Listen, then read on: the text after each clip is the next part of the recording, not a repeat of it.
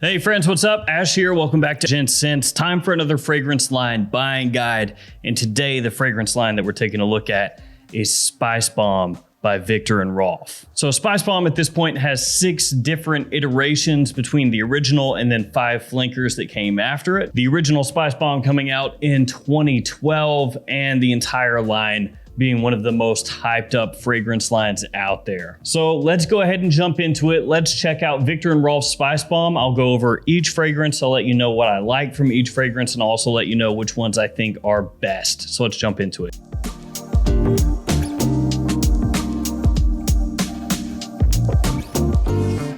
And though this has nothing to do with bombs of spice, if you shop at maxaroma.com or twistedlily.com, use that code GENTS10. It'll save you 10% off those websites, anything on them. All right, so Spicebomb. As I mentioned before, this is a line that's gotten a lot of hype. A lot of these fragrances people have heralded as some of the best fall and wintertime designer fragrances that you can get your hands on, but they are not cheap. Even at discounters, these fragrances are pretty expensive. I will have each one of these also linked in the description below in case you want to check them out. All right, let's kick it off with the original Spicebomb. As I said, this one came out in 2012. And when you first spray this on, you do get hit with a lot of spice, a very aggressively spicy opening here. It has pink pepper, it has chili pepper, it's got cinnamon, and also saffron. So you've got a lot of different spices going on there. There's also a bit of citrus in the opening, but the citrus is not as big as the spice is when you first spray this on. It's quite warm, but also kind of fresh at the same time in the opening when you spray it on. And as it dries down, you're gonna get tobacco leaf that comes out and becomes one of the more prominent notes in the fragrance. And all those spices in the opening, they do, slowly fade back and fade away. The cinnamon is the spice that lingers the longest. You also have a bit of leather that comes in as the fragrance dries, a bit of woodiness as well. It becomes almost a cozy fragrance as it dries down. And a lot of people will associate Spicebomb with the holiday season, with fall, wintertime holidays. Because of all the spice that it has, a lot of people will kind of think of this one as being a great holiday scent. So with this one, you're getting fantastic performance. It lasts a really long time. It projects heavily off your skin. So you're never gonna have to worry about, can people smell me? Or is this fragrance going to fade away before I want it to? No, it lasts forever. It projects like a monster. The issue with that one can be the opening being a little bit too aggressive. All those spices in the open, sometimes people will smell that and be like, oof, no, it's too much, it's too strong, too powerful for me. But once you get past that, into the mid and dry down, as I said, it smooths out a lot. It's not quite as aggressive and it becomes this really sexy, warm, spicy, kind of cozy, elegant scent. It does also smell similar to Bulgari's Man in Black and Histoire de Parfum 1899. The Histoire de Parfum is a niche fragrance. It's gonna be a little bit higher end as compared to this one, but it does have similarities to it. And then Bulgari Man in Black is similar to Spicebomb, but with this boozy kind of undertone. 2013, we got nothing, but then in 2014, they released this one, Spicebomb Fresh. You may also find this online as Spicebomb Fresh. Now, there is an issue with this, and that issue is it is really hard to find nowadays. Of all the Spicebomb fragrances, this is the one that you're gonna have the biggest time trying to locate, and that's because they killed it off. So Spicebomb Fresh, unfortunately, not quite so easy to find. So you may look at these others and say, oh man, even at discounters, they're pretty expensive. Well, this one's gonna be even more so. So this has that Spicebomb original DNA to it. When you spray this on, you can tell right away, okay, yeah, that's Spicebomb. That's the original Spicebomb that I'm smelling in there, but it has been freshened up, just like the name would have you believe. It's not as aggressive in the opening. It's been mellowed out. It's almost like you took the original Spicebomb and you kind of splashed fresh water onto it. You just kind of made it chill out a little bit. You took the edge off of the spices. So in essence, it is exactly what it says it is, Spicebomb, but fresher. Yeah, it's that simple. This one is a cleaner take on Spicebomb. It's got lavender in there, which really helps put across that kind of clean feeling along with a sea salty vibe. It also has a little bit of cinnamon, but not as much as the original. I don't even think that cinnamon is an official note here, but it does come across like it has a little bit of cinnamon to it. The dry down is sweet, it's pleasant, It's easy going. It has more of a focus spice-wise actually on pepper than anything else. So that's going to change things up a bit from the original Spicebomb. And the performance also is down from the original Spicebomb. So it lasts a decent amount of time. It's not that it's weak, it's just the original Spicebomb is really strong and this one is significantly toned down. For me personally, I don't like Spicebomb Fresh as much as the original Spicebomb, but it does kind of stand on its own as the only in the entire Spicebomb line that is made more for warm weather. And it is a really nice change of pace, kind of a different take on that type of fragrance on a warm weather scent. So I do like it, just not as much as the original. That's gonna take us to 2015 Spicebomb Extreme. Now, Spicebomb Extreme is held up by a lot of people as being the best in the Spicebomb line, like the pinnacle of Spicebomb to date.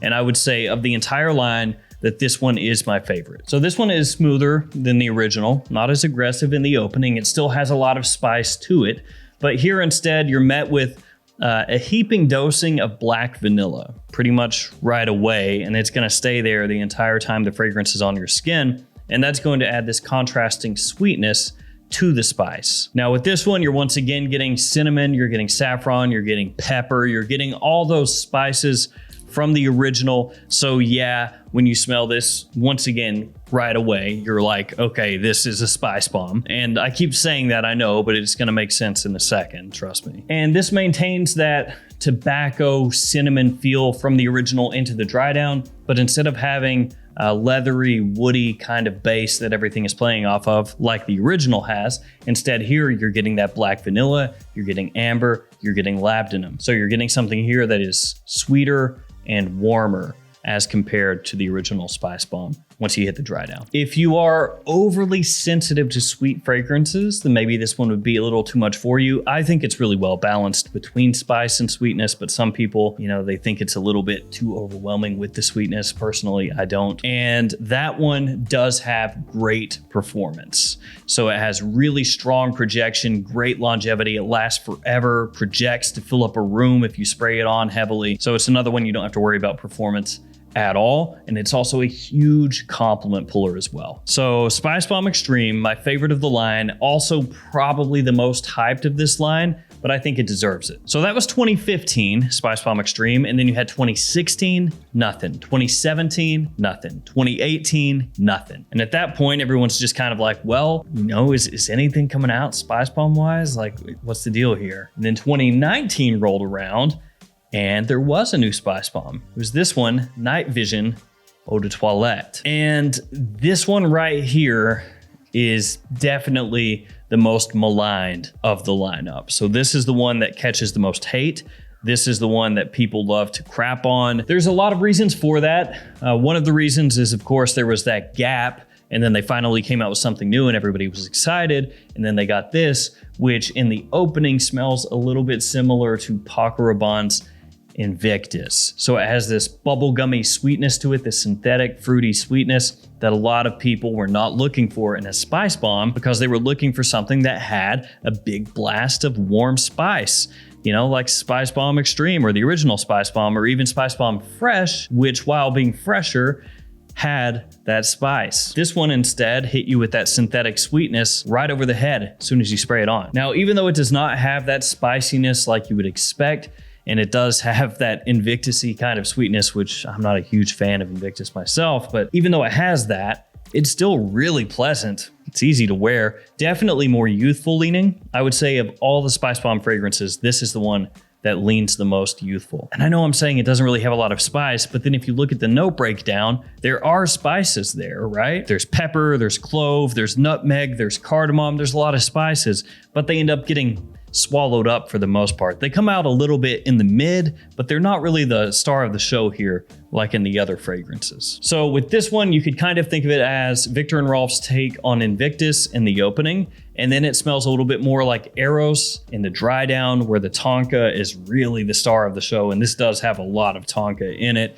And then kind of bridging the gap, you have a little bit of pepper and chili and stuff kind of bridging the gap between the open the dry down. So this is going to be more for younger guys looking for compliments, looking for attention. And if that's the case, this will do that really well for you. 99% of people, your average person, is going to love the way that this smells. But for people that are more collectors and stuff, that's going to be seen as the more boring choice of the line. So that's really where some of the hate comes in for that one. But if you're just a normal person, you'll probably think it smells amazing, no doubt. As far as performance goes, that one is not on par with the original. It's not on par with Spicebomb Extreme.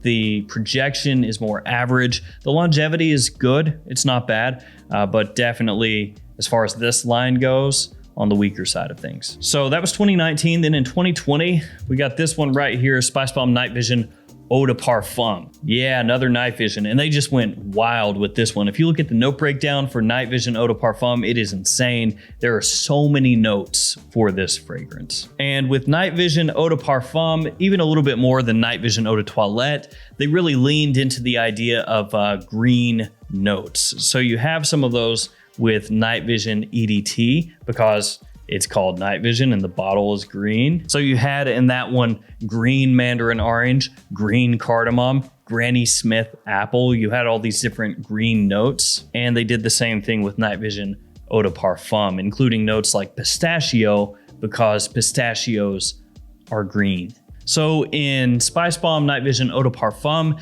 that Invictus-y sort of fruity synthetic sweetness in the opening, it's still there, but it's toned down as compared to the Eau de Toilette. So it's not quite as in your face with that sweetness. It has an additional fresh, kind of aromatic, spicy pop, which helps to contrast with that sweetness in the opening and makes it a little more interesting to me personally. I've actually found a slight similarity to Azzaro's Wanted by Night with Spicebomb Night Vision Eau de Parfum, though for me personally, I do think that Azzaro Wanted by Night is quite different from this one. So I don't really find a big similarity there myself, but there are a number of people out there who have said, oh, to me, Night Vision Eau de Parfum, that kind of smells like Wanted by Night in the opening. So Night Vision Eau de Parfum, it does have a strong similarity to Night Vision Eau de Toilette, which you would expect.